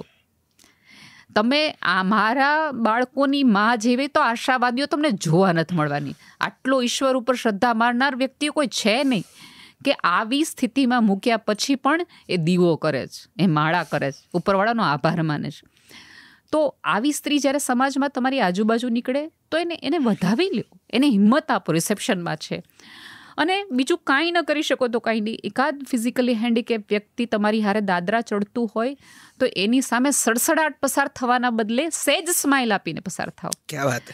તો અને કોને ખબર છે એના ભાગના પગનું બળ તમને આપ્યું એ ઉપર બેલેન્સ કરવા માટે. ક્યા વાત. તો સહેજ આપો ને. અને ક્યાંક આ 8 અબજની વસ્તીમાં હાવ મુઠ્ઠીભર લોકોને એને આવા બનાવ્યા છે. તો એને ક્યાંક નહીં શ્રદ્ધા મારા ને તમારી આવડત ઉપર હોય, સંભાળી લે આટલા બધા લોકો. પણ હવે આ સેલ્ફીના જગતમાં આપણને જોવામાંથી ઊંચા આવીએ તો આજુબાજુવાળાની પીડાને તકલીફ દેખાય ને. તમે જો, હું અનેક વાર કહી ચૂકી છું કે તમને કાળા અક્ષરો વાંચતા આવડે ને તો તમે સાક્ષર ભણેલા ગણેલા કહેવાય, પણ તમને કાળી આંખના મૂંઝારા વાંચતા આવડે ને તે દિવસે તમે માણસ કહેવાઓ. ક્યા બાત હે, બહોત છે. અને હું પ્રાર્થના કરું કે આપણને મૂંઝારા વાંચતા આવડી જાય બસ. છતાં આંખો ગળું બંને સતત ભરાયા કરે છે તમારી વાતોથી. પણ આ ખુરશીનો જે કર્મ છે, જે ધર્મ છે. કારણ કે આજે હું પહેલી વખત એવા કોઈક વ્યક્તિ સાથે વાત કરી રહ્યો છું કે જે આ માણસો સાથે કે આ વ્યક્તિઓ સાથે આટલા બધા દિલથી જોડાયા છે. મારે જાણવી છે એમની ચેલેન્જીસ શું છે, એમને જીવન જીવવામાં કયા પડકારોનો સામનો કરવો પડે છે નેહલબેન? પહેલું એટલે સાચું કહું ને, મને બધા એવું પૂછે કે તમે એક બાજુ ખૂબ સુજ્ઞ પ્રજાતિ લોકો સાથે કામ કરો છો, હાઈ આઈક્યુવાળા લોકો સાથે, અને બીજું સાવ લોઅર આઈક્યુવાળા. તો હું બધાને એમ કહું છું કે મને ખૂબ ભણેલ ગણેલ માણસો સાથે ડીલ કરવામાં વધુ તકલીફ પડે છે, મારા બાળકો આરે નહીં. કારણ કે મારા બાળક મિસબિહેવ કરે ને તો મને સમજાય છે કે એને ખબર નથી પડતી ને, એટલા માટે મિસબિહેવ કરે છે. હવે મને ને તમને તો વિશ્વની 4 ભાષાઓ આવડે છે, લખતા બોલતા વાંચતા આવડે છે, એક્સપ્રેસ કરી શકીએ છીએ, બધી જ ખબર છે. આ કરવા પાછળનું કારણ શું છે એ પણ ખબર છે. તેમ છતાં આપણે ખરાબ બિહેવિયર કરે ને ત્યારે મને સહેજ એક્સેપ્ટ કરવામાં અઘરું પડે છે. અને ચેલેન્જીસની વાત કરીએ તો જ્યારે અમારા બાળકોની વાત લઈને અમે સમાજમાં જઈએ તો હું એમ કહું કે અમારે એને ભણાવવા છે, અમારે એને ફિઝિયોથેરાપી આપવી છે, અમારે એની માટે આ બનાવવું છે, તો લોકો તરત એમ કે આઈસ્ક્રીમ ખવડાવો છો, જમાડવું છે, ગુંદી ગાંઠિયા ખવડાવવા છે. એટલે એ સૌથી મોટી સમસ્યા છે કે આપણે હજી એવું નથી માની શકતા કે ખવડાવવા સિવાય પણ કોઈક બીજી પ્રકારની સેવા હોય. આપણે તે એવું માને છે કે રામ રાજી તો જ થાય કે જો તમે મિષ્ટાન ખવડાવો. અને કેમ સમજાવો કે એક બાળક જે ચાલી શકતો નથી એને થોડી થેરાપીઓ પવડાવશો અને દોડતો મંદિરે જશે ને તોય રામ રાજી થશે. ઉપરવાળાને રાજી કરવો જરાય અઘરો નથી, ડખા નીચેવાળાના જ છે. એટલું આપણને ઊંચાઈ જાય ને તોય ઘણું છે. એટલે આવી બધી ચેલેન્જીસ બહુ, લોકોની વાતે ગળે ઉતારવું ને એ અઘરામ અઘરું છે. અને જ્યારે રામ મંદિર બંધાણું ને ત્યારે અમે અમારા બાળકો પાસે અમે દીવાઓનું ને એનું કામ કરીએ છીએ, એટલે ત્યારે અમે દીવાઓ બનાવડાવી. ત્યારે હું દરેક વ્યક્તિને એમ કહેતી કે દીવા બનાવો ને ત્યારે પ્રાર્થના કરજો ઉપરવાળાને કે તારું ઘર બનાવવામાં અમે દીવા બનાવીએ છીએ, હવે થોડુંક અમારા બાળકોનું ઘર બની જાય ને એવું કરીને. આપણે ત્યાં ગાયોને રાખવા માટે, રખડતા ઢોર માટે સરસ ગૌશાળા બનાવી થાય. આનંદ. કોઈક ખૂણામાં મંદિર નથી તો તમે એને મંદિર બંધાવો છો, બહુ સરસ. જો આ સમાજને રખડતી ગાયો દેખાતી હોય તો તમને રોડ ઉપર રખડતી મંદબુદ્ધિની દીકરીઓ કેમ નથી દેખાતી? જો તમને ઈશ્વરનું મંદિર નાનું લાગતું હોય તો તમને ભેગા થઈને ફાળો કરીને સરસ મજાનું મંદિર બનાવો છો, આનંદની વાત છે. પણ એકાદ વિકલાંગ બાળકની અંદર તમને કેમ કૃષ્ણ નથી દેખાતો? એ દેખાવો જોઈએ. તો એ માટેના બધા સંઘર્ષોમાં બહુ તકલીફ પડે છે. અને સમજાવવું લોકોને, ખબર નહીં હજી લોકોને એવું છે કે જમાડી દો, ઓલું અપાવી દો, આ અપાવી દો. ક્યારેક શિક્ષણ પણ આનો ભાગ છે. અને બીજું કેવું થાય છે ખબર છે કે અમારા બાળકોમાં રિઝલ્ટ નથી. ધારો કે હું તમારી પાસે આવું કે આ અમારો કામવાળીનો દીકરો છે, એના પપ્પા છે નહીં, તમારે એને ફી ભરી દેશો એટલે તમને એમ થશે કે ઓકે હું 10મા ધોરણની ફી ભરી દઈશ, છોકરો મોટો થશે, ડૉક્ટર થશે, સ્ટેજ ઉપર આવશે. એક વખત કહેશે કે મને 10મા ધોરણની ફી આ ભાઈએ પડી હતી. હવે આમાંનું તો કોઈ અમારે થવાનું જ નથી, કશું જ મળવાનું નથી. હું ઘણી બધી વખત કહું, નોર્મલ શિક્ષકોને કેવું છે કે એ 80 વર્ષના થાય, 60 વર્ષના થશે, કોઈક મેડિકલ સ્ટોર પર જશે, બીપીની ગોળી લેતા હશે ને તો એક સરસરાટ કરતી BMW આવશે, સફેદ કારમાંથી એક છોકરો ઉતરશે પોતાના બાળક સાથે, અને વૃદ્ધ દાદાને કે વૃદ્ધ સ્ત્રીને પગે લાગીને એમ કહેશે કે મેમ તમને યાદ છે હું તમારી પાસે ભણ્યો હતો, બરાબર? તો એક આનંદ થાય કે અમે કેવો સરસ છોકરો ભણાયો. હવે અમારા કિસ્સાની અંદર તો અમારે બાળકને માથે હાથ ફેરવીને કેવું પડશે તને યાદ છે હું નેહલ. એટલે સાવ જ કૃષ્ણની જે ગીતાના ઉપદેશો તો અમે જીવીએ છીએ કે ફળની અપેક્ષા રાખતા જ નથી. હવે એકચ્યુઅલી તમને કોઈ જ અપેક્ષા ન હોય કે આમાં કાંઈ ફેરફાર ન થાય, કાંઈ વાંધો નહીં, તો તમે અમારા બાળકો સાથે કામ કરી શકો. કારણ કે આમાં કોઈ રિઝલ્ટ તો મળવાનું, તમે મને એમ કહો ને એક બાળકને તમે દત્તક લો છો અને 2 વર્ષ પછી તમને કહ્યું નેહલબેન શું ફરક પડ્યો, નેહલ નામની દીકરી તમે દત્તક લીધી શું ફરક પડ્યો? એ લોકો અરે આને હવે બ્રશ કરતા આવડી ગયું છે, તમે જુઓ તો ખરા બ્રશ કરી શકે. તો તમે મને કદાચ એક તમાચો મારી દો, બ્રશ કરવા માટે મેં તને પૈસા આપ્યા, બ્રશ કરવા માટે આપ્યા હતા. હવે કેમ સમજાવું કે બાળકને બ્રશ કરતાવા માટે 32 પ્રકારના સ્ટેપ હોય, એક સ્ટેપ ઉપર 2-2, 3-3 અઠવાડિયા કામ કરવાનું હોય, એક આખું વર્ષ કામ કરીએ, 2 વર્ષે બ્રશ કરતા શીખે. તો આ બધા લોકોને સમજાવવા અઘરા પડે છે. પણ એક છે કે નવી પેઢીના છોકરા છોકરીઓ છે એ બહુ જ સરસ રીતે ઇન્વોલ્વ થઈ રહ્યા છે. કેટલા બધા લોકો, કેટલા બધા દીકરા દીકરીઓ પોતા મને ડીએમ કરે, અથવા તો વિદેશથી આવતા છોકરા છોકરીઓ કે મેમ અમારે 5 દિવસ તમારા બાળકો સાથે, અને એકચ્યુઅલી કોઈ ફોટા મૂકવા માટે નહીં, કાંઈ જ નહીં, માત્ર અમારા બાળકો સાથે રહેવામાં, અમારી બાળકોને વસ્તુ વેચવામાં ખૂબ બધી મળે. એટલે નવી પેઢી પાસે મને બહુ આશા છે કે કદાચ હું નહીં ઘર કરું તો કાંઈ નહીં, મારી પાછળની એકાદ નવી નેહલ આવશે કે જેને કરી દેશે ખરી. સમાજ તરીકે અમે શું કરી શકીએ? સમાજ તરીકે તમે અમારી વાત પહોંચાડો લોકોને કે તમને કશુંક તમારી પાસે વધારાનું છે, અથવા તો તમને એવું લાગે છે કે તમારે કશુંક દેવું છે, કશુંક કરવું છે, તો આ ખૂણો છે, આ એડ્રેસ છે કે જ્યાં તમે કશુંક કરી શકો એમ છો. દરેક જગ્યાએ દાન પેટી ન હોય, દરેક જગ્યાએ પ્રસાદી ન હોય, ક્યાંક પ્રસાદ બનીને પણ જવાનું હોય.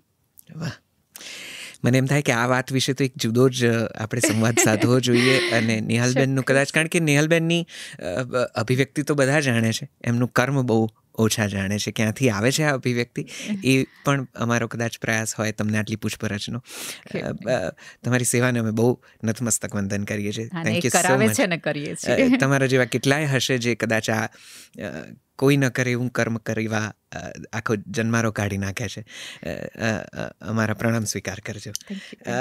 નિહાલબેન, મેં જ્યારથી 2-4 જણને કીધું છે કે તમે આવી રહ્યા છો ત્યારથી મને એક પ્રશ્ન બહુ જ કીધું છે કે આ તો પૂછજો જ પૂછજો. બોલો.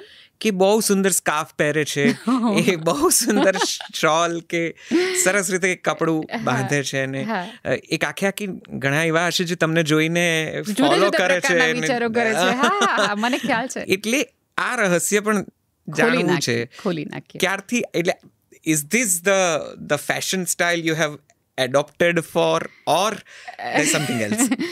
પરાણે કરાવેલી સ્ટાઇલ છે. જો હંમેશા તમે સુંદર નથી રહેવાના, એ વસ્તુ આ જગતના તમામ વ્યક્તિઓએ જાણી લેવાની જરૂર છે.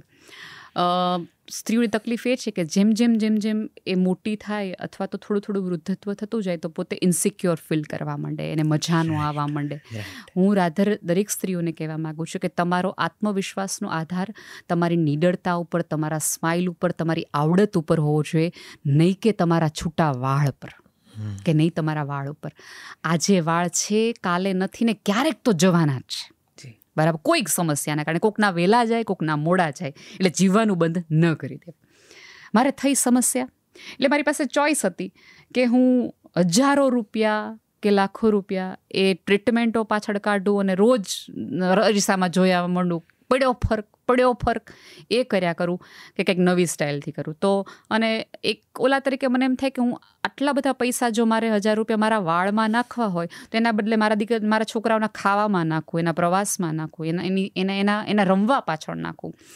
એટલે એ કાંઈ કરવાના બદલે મેં આ કર્યું. અને હવે ધારો કે મેં આ ન કર્યું હોત અને હું તમારે ત્યાં આવત અને મારા સરસ સ્ટ્રેટ વાળ તમે જોત, તોય તમને કોમેન્ટમાં લોકો એવું લખી જવા કે એના હાચા વાળ નથી, વીક પહેરીશ. બરાબર. હવે ધારો કે હું હિંમતથી કાંઈ મેં વીકે ન પહેરી હોત ને મારી તકલીફવાળા વાળ સાથે હું અહીં તમારી સાથે બેઠી હોત, બિચારી છોકરી છે દેખાવડી પણ વાળની કેવી સમસ્યા છે. ક્યારેક તો તમે કોકને જોવાનું બંધ કરો, સાંભળવાનું ચાલુ કરી દો. દરેક વખતે આટલા બધા શું કામ જજમેન્ટલ થઈ જાઓ છો કે એણે આમ કર્યું હશે તો આમ હશે, આમ કર્યું હશે તો આમ હશે. હવે સ્ત્રીને માપવાનું થોડુંક ઓછું કરો, એને ચાહવાનું શરૂ કરી દો, એને સમજવાનું શરૂ કરી દો. આમ રાખે છે તો આમ હશે, આમ હશે તો રાખશે. અને કઈ જગ્યાએ લખ્યું છે કે આમ ન કરે? અને સમાજની તો તકલીફ અત્યારે એ છે કે હું ઓઢીને ફરું છું તોય તકલીફ છે, અને જે છોકરીઓ બિચારી મજાથી પોતાના વસ્ત્રો પહેરે છે એની હારે સમસ્યા છે. તો ક્યાં સુધી આપણે નક્કી કરશું શું પહેરવું, શું ઓઢવું, શું ખાવું, શું પીવું? એટલે હું બહુ અંગત રીતે માનું છું કે જે લોકોને હું આવી જોવાની પસંદ ન ખાઉં એ લોકો મને ન જોવે. મારી તો સાદી દલીલ છે કે હું અરીસામાં જ નીકળું અને હું નેહલને એમ કહીશું કે તું મને ગમે છો, ત્યાં સુધી આપણને બોસ વાંધો નથી, બાકી બધું જગત ફોડી લે. વાહ, એ તો સુંદર સુંદર સ્કાર્ફ પહેરો છો ને એટલી સુંદર રીતે તમારી આખું સ્વરૂપ બહાર આવે છે, એ ઓર પ્રભાવક હોય છે. આપને ખૂબ ખૂબ ખૂબ શુભકામનાઓ, ખૂબ અભિનંદન. એક વાત બીજી પણ જાણવી છે. વિડંબણાઓની તમે વાત કરી અને કમેન્ટ્સની વાત કરી, જ્યાં લોકો આવીને કંઈ પણ, હવે તો યુટ્યુબના જમાનામાં તો અને ટ્રોલ્સના જમાનામાં લોકોને કંઈ પણ કહેવું હોય છે, ગમે તે બોલવું પણ હોય છે. ક્યારેક એવું થયું છે કે કોઈની કમેન્ટ્સ બહુ અંગત રીતે વિચલિત કરી ગઈ હોય? કેવા અનુભવ રહ્યા છે, પ્રતિભાવો રહ્યા છે? કારણ કે તમે જેવી વાતો કરો છો, કે જે વાતો કરો છો એ ઘણા બધાને અપાચ્ય છે, ઘણા બધાને અસ્વીકાર્ય છે. એટલે આઈ એમ શ્યોર કે કેટલાક પેલા તીર કામઠા ભાલા લઈને તૈયાર જ હોય છે. તો એ કશું વિચલિત કરે છે? કોઈ એવી કમેન્ટ યાદ આવે છે એમ થાય કે આ સીમા બહારની હતી? આ ઘણી બધી આપણે ત્યાં ખબર નહીં કોઈકની રીતે અંગત જીવનમાં બહુ જ તીરકામઠાઓ કરવાની ટેવ પડી ગઈ છે, કરી જ દેવું છેલ્લે. અને હવે છું એકદમ ટિપિકલ ઓલા ગઢવીઓમાંથી, એટલે મને ચારિત્ર્ય ઉપરની ઓલી ન ગમે. અને હું આજે માનું છું કે સ્ત્રી નહીં, પુરુષના પણ ચારિત્ર ઉપર ન જ બોલવું છે. એ અધિકાર કોઈનો નથી એ કહેવાનો. અને તમને કાંઈ ન સૂઝે ને એટલે તમે કોઈની સાથે ગમે પ્રકારના તમે નામ જોડી દો, ગમે એવા વિચાર કરી નાખો. તમે કેમ હજી એ સ્વીકારી શકતા નથી કે હસીને વાત કરે છે એનો અર્થ એ નથી કે તમારી માટે હસી રહી છે. એટલે આવી બધી કોમેન્ટો તો બહુ જ બધી થતી. પહેલાં બહુ જ વિહવળ થઈ જતી અને આમ થઈ જતું. પછી તો વાંચવાનું જ બંધ કરી દીધું. પછી નક્કી કર્યું કે જોવું જ નથી. મેં કીધું, હમણાં અગાઉ કીધું એમ, કે આપણે આ દિશા તરફ જ નથી જોવું. અને ઘણા બધા લોકો એવા છે કે જેના જીવનમાં ફરક પડે છે, તો એવું સારી સારી વાતો ન યાદ રાખું. અને ઘણા લોકો એવા હોય કે તમને પાડવા માટે જ બેઠા હોય. એની પાસે કાંકરા જોઈએ, જે ઊંચું જઈને એને મારવાનું. નેહલ ગઢવી હોય, તમે હોય, XY વ્યક્તિ, ઊંચું જવું ન જોયું. આ દેડકાઓની રમત, હુંય પડું ને તુંય પડું. આ જગતમાં છે ને, આપણે બધા જ આ રૂમમાં સૂતા હોઈએ ને તો વાંધો નથી, પણ જો હું ઉઠી જાઉં ને લાઇટ કરું તો તમારા બધાની ઊંઘ ડિસ્ટર્બ થવાની છે. એટલે જાગે ને ઈ મરે, એને માર ખાવાનો જ છે. એટલે બની શકે કે સદીઓથી સૂતેલા સમાજને એકાદ કાંકરી નાખનાર વ્યક્તિ મળે તો ઓલા જેને સુવાડી રાખ્યા હોય, જેને અફીણ આપ્યા હોય, એ તો વચ્ચે આવવા નથી કે અફીણનો ધંધો બંધ કરાવશો તમે અમારો. બરાબર. એટલે એ લોકોની ટોળકી આપણી પાસે આવે ને આપણને માર્યા રાખે. કોઈ બિહામણો અનુભવ આ દરમિયાન? ના, ઈશ્વર કૃપાથી નહીં. સાચે એ રીતે હું ઉપરવાળાનો બહુ ફેવરેટ ચાઇલ્ડ છું. અને મને એટલી બધી સાચવી છે. અને ઘણી બધી વખત હું ભયાનક રીતે પડી હોઉં. એમ થયું કે આ પૂરું, કારકિર્દીનો અંત આવી ગયો, જીવન પૂરું થઈ ગયું હોય. પણ તોય ત્રીજા ચોથા દિવસે જે રીતે મને ઊભી કરી દે ને, ત્યારે મને એમ થઈ જાય કે તું મને તેડીને જ હાંચવે છો. હાચે. પુરુષોને કંઈ કહેવું છે? હા, પુરુષોને મારે એટલું કહેવું છે કે હવેની સ્ત્રી છે એ સંભળાવતી નથી, સાંભળે પણ છે. તો થોડુંક એને કહેવાનું રાખો. મને અત્યારના પુરુષોની ચિંતા વધુ એ જ થતી હોય છે કે એ લોકો બોલતા નથી. તમે છેલ્લા 2-5 વર્ષમાં જોશો તો ગુજરાતમાં બ્રેઇન સ્ટ્રોક અચાનક બહુ વધી ગયા છે, હાર્ટ એટેકની કમ્પેરિઝનમાં. એનો અર્થ એ છે કે પુરુષ ઓવર સ્ટ્રેસમાં જીવી રહ્યો છે. એણે પતિ પણ બનવાનું, પ્રેમી પણ બનવાનું. અને અમારી બધી બહેનોને કેવું હોય કે મને સવારે મારી યારે રસોડામાં કામ કરતો સરસ પાર્ટનર જોઈએ, પાછું હું સરસ તૈયાર થાવ ત્યારે શાહરૂખ ખાનની જેમ મારી યારે બિહેવ કરવું જોઈએ, સવારે દિલીપ કુમારની જેમ મારી યારે મેચ્યોર વાત કરવો જોઈએ, પછી થોડો કોમેડિયન પણ હોવો જોઈએ, એની સેન્સ ઓફ હ્યુમર સારી હોવી જોઈએ, મારા મમ્મીની દવા લઈ આવે એવો પણ હોવો જોઈએ. એટલે આટલા બધા રોલમાં એ પણ હવે ક્યાંક હાંફી રહ્યો છે. સ્ત્રીઓના મી ટાઈમની આપણે બધા બહુ વાતો કરીએ છીએ. પુરુષને પોતાનો મી ટાઈમ હવે મળી નથી રહ્યો. એટલે એવી ક્ષણોની અંદર મારે પુરુષોને કહેવું છે કે બેસો, બધી જ જવાબદારી તમારી નથી. તમને પણ થાકવાનો, હારવાનો, નિષ્ફળ જવાનો અને રડવાનો બધો અધિકાર છે. અને પત્ની નામની પ્રેમિકાને માસે પણ ખોળામાં રડી શકાય. વાહ. તમે એને સમજાવી શકો કે ભાઈ આ કારણથી આવું થયું હતું. પુરુષો છે ને પોતાની સમસ્યાઓ એટલા માટે ઘરમાં કદાચ નથી કહેતા કે એને થાય કે આખા ઘરને શું કામ ચિંતા કરાવી છે. તો હવે મારે એ પુરુષોને કહેવું છે કે અમને માત્ર પ્રેમના નહીં, ચિંતાના પણ ભાગીદાર બનાવો, તમારા દુઃખના પણ ભાગીદાર બનાવો. તમે અમને કહો તો અમને થોડી ખબર પડશે, કદાચ અમે તમને પડખું ફેરવવામાં મદદ કરશું, ક્યાંક તમને ઊભા થવા મદદ કરશું. અને જે રીતે, અને મને એ ખબર છે કે ક્યાંક આજનો પુરુષ છે એ મા અને પત્ની વચ્ચે ફસાયેલો ખાસ્સો છે. એણે 21મી સદીનો દીકરો પણ થવાનું છે અને પાછું ઓલા તરત શ્રવણ કુમારમાં નામમાંથી રાજીનામું નથી આપવાનું, એ તો રહેવાનું જ છે પરમેનન્ટ. એટલે એ બે રોલમાં બિચારો બહુ ફસાઈ જાય છે. એટલે એને મારે કહેવું છે કે બેલેન્સ કરી શકાય. માને પણ થોડું કહેવો, પત્નીને પણ થોડું કરો. અને આમાં એક સ્ત્રી જ એક પુરુષને રિલેક્સ કરી શકશે કે ભાઈ ઓકે. અને બીજું કે પુરુષોને વિનંતી છે કે થોડા સન્માનથી સ્ત્રીઓને બોલાવવાની રાખો. હમણાં હું તમને કહું કે હું ફ્લાઇટમાં આવતી હતી તો એક ભાઈએ તરત એમ કીધું આ ઓલી આવી. એ કદાચ એના મગજમાં નહીં હોય કે આવું બોલાય કે ન બોલાય, આવું કરાય કે ન કરાય. એટલે બિનજરૂરી તુકારાપણું. એટલે આ માત્ર તુકારાપણું નથી, આ તમને હજી સ્ત્રીને સ્ત્રી તરીકે જોવાની તમારી દ્રષ્ટિ નથી બદલે, તમારા ચશ્મામાં ફરક નથી. તુકારાપણું છે ને એ એક અંગત સંબંધોનું વલણ છે. હું તો આજે માનું છું, બધાને ભલે એવું ઓવર લાગશે કે આ તમે નો કેવું જોઈએ, ઓલું કરવું, હું તમે કહીશ ને એટલે તમે મારી એક મેં લક્ષ્મણ, એટલે હવેની સ્ત્રીઓએ લક્ષ્મણ રેખામાં રહેવાનું નથી, પોતે લક્ષ્મણ રેખા બાંધવાની છે. આની અંદર તમારે નહીં આવવાનું, આની અંદર તમારે નહીં આવવાનું. હું બહાર નહીં જાઉં એ હું નક્કી કરીશ, ક્યાં બાત. તમારે તો નહીં જ આવવાનું. ક્યાં બાત. એટલે મારે નક્કી કરવાનું. સો આ રીતને થોડી પુરુષોને વિનંતી છે કે થોડુંક સન્માનથી સ્ત્રીને જોતે, પોતાની મા પત્નીને થોડુંક, અને એ એમ કહી દે છે ને વારા ઘડે, હું કરસ તું, તે હું કર્યું અત્યાર સુધી, એક કરવાનું થોડુંક બંધ કરી દે તો આવતી પેઢી કદાચ બદલાઈ શકે. સ્ત્રીઓને કંઈ કહેવું છે?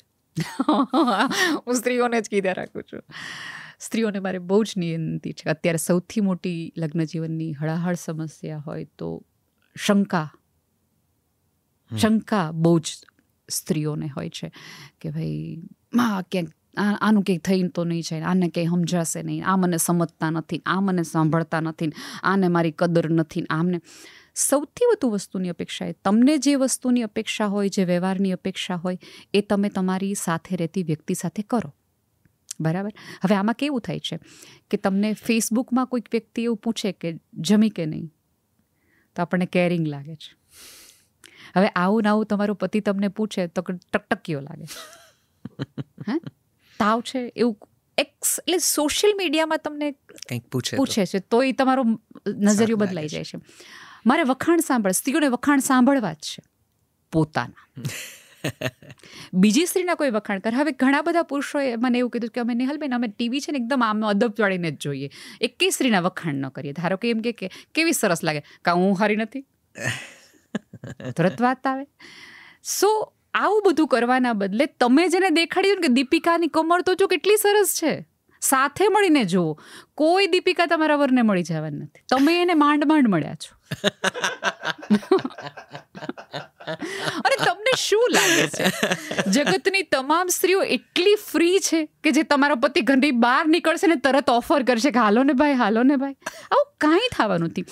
થોડી તમારા પ્રેમ ઉપર, તમારા કરેલા સારા વ્યવહાર ઉપર એટલો વિશ્વાસ રાખો કે હું જે હદે આ પુરુષને સાચવું છું ને પ્રેમ કરું છું ને, એટલી હદે આ જગતની એક પણ સ્ત્રી આને સાચવી ન શકે. અને જો સાચવી શકતી હોય તો ભાઈ ટ્રાય કરી જો, સાંજે વળતા પાણી પાછા આવશે. એટલે થોડી ખુલીને જીવે. જો એને ખુલ્લા આકાશની ઈચ્છા હોય તો એને પણ ખુલ્લી હવા આપવી પડશે.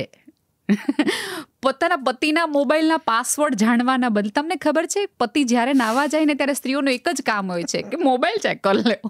એટલે એ નાવા ત્યાં ગયો હોય ને અહીંયા કોકનું નામનું એ પોતે નાતી હોય. પતિના મોબાઈલના પાસવર્ડ ગોતવાના બદલે એના મૂળના પાસવર્ડ ગોતો કે કયો મૂળનો પાસવર્ડ છે કે હું હાથ ફેરવું અથવા હું વાત કરું, હું વ્યવહાર કરું ને કે આ માણસ જગતમાં થાકી હારી હાફીને એને એક નામ આવવું જોઈએ જે મારું હોય. ટેટુ કરાવવાની જરૂર નથી, તમારું નામ ઉપસી આવે, તમારો વ્યવહાર એવો હોય, તમે પ્રેમ એવો કર્યો હોય, તમારા સ્પર્શમાં નિસ્બત એટલી હોય કે વ્યક્તિ ઝંખે કે તું બેસ 2 મિનિટ મારી પાસે, મારે તારે કાંઈ કહેવું નથી, કાંઈ સાંભળવું નથી, તું મૂકી દે રસોઈ અત્યારે. આટલું આવડવું જોઈએ. અને આ જગતની કુમાશ ને હું સ્ત્રી ગુમાવી દેશે તો આ જગતનો પુરુષ જાશે ક્યાં? થાકી હારી હાફીને તમે ઘરે આવો અને તમે ન્યા ન ઠરો ને તો આ જગતમાં તમે ક્યાંય ઠરી ન શકો. એટલે તમારું ટાઢકનું ઠેકાણું તમે સંબંધોનું બનો તો જીવ્યા બરાબર છે. બાકી તો હું હવે. વાહ, ખૂબ ખૂબ ખૂબ આભાર. અરે મને આનંદ થયો કઈ રીતે વાત કરી. ખૂબ આભાર. મને બિલકુલ મન છે કે આપણે આ શ્રેણીનો બીજો ભાગ લઈને આવીશું. હવે કદાચ કોઈ એક વ્યક્તિગત રીતે કહું તો કોઈ એક ખાસ વિષય ઉપર આપણે ચર્ચા કરીશું. આજે તો બધું આછળતું બધું જ આપણે વાત કરીને ઉલ્લેખ કરવા જ જોઈએ. કારણ કે હું તો કહી જ રહી છું લોકોને કે જો અત્યારે આ સદીમાં આપણે એકબીજાને સાંભળશું નહીં ને તો 21મી સદી એક 20મી સદી બની જશે. આપણે અને કેવી સ્થિતિમાં આપણે આવી ગયા છીએ કે આપણને કોઈ સાંભળે એની માટે આપણે કોઈને પૈસા આપીએ કે આલ્યો ને 500 રૂપિયા કલાક સાંભળો ને.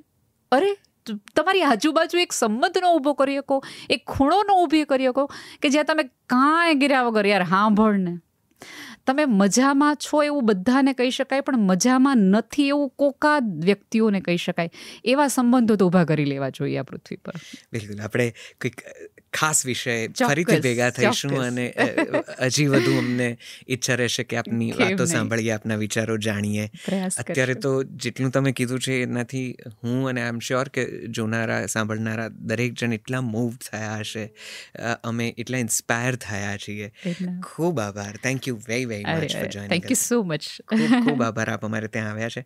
હું ખૂબ આનંદ હરખ, છે. ખૂબ રાજીપો વ્યક્ત કરું છું. હું પણ થેન્ક યુ. આ સંવાદ અટકાવવો તો નથી. હજી એમ થાય છે કે ઘણું બધું પૂછું ને કેવું પૂછું, અને હજી થોડું વધારે ઊંડા ઉતર્યું. ઘણા વર્ષે, ઘણા સમય આવો કંઈક નિસ્બત ભર્યો પ્રેરણાદાયી સંવાદ અમે સાધ્યો છે, કોઈકને સાંભળ્યા છે. અમે આશા રાખીએ છીએ જલસો પોડકાસ્ટના આ એપિસોડમાં આપને પણ આનંદ આવ્યો હશે અને ઘણું બધું જીવન જીવવાનું કદાચ શીખવા, સમજવા મળ્યું હશે. કોઈક દિશા, કોઈક પગલું તો મળ્યું જ હશે, મને વિશ્વાસ છે. તમે કંઈક સારું, સાચું જોઈ શક્યા હશો એવી પણ શ્રદ્ધા રાખું છું. એ સાથે એ શ્રદ્ધા પણ રાખું છું કે જલસો નામની અમારી જે ગુજરાતી સંગીત, સાહિત્ય અને ભાષાને સમર્પિત એપ્લિકેશન છે એ તમે પ્લે સ્ટોર, એપ સ્ટોર ઉપરથી ડાઉનલોડ કરજો. ગુજરાતી ભાષાનું ઘણું બધું કામ અમે બહુ દિલથી કરીએ છીએ. એ જ આશાએ, એ જ વિશ્વાસે કે ક્યારેક તમે એના તરફ અંગૂઠો દબાવશો, તમારો પ્રતિભાવ મોકલશો. બસ આટલી જ અરજ કરવી છે. Thank you very very much for joining us. જલસો પોડકાસ્ટના હવે પછીના નેક્સ્ટ એપિસોડમાં જલ્દી જ મળીએ છીએ. નમસ્તે.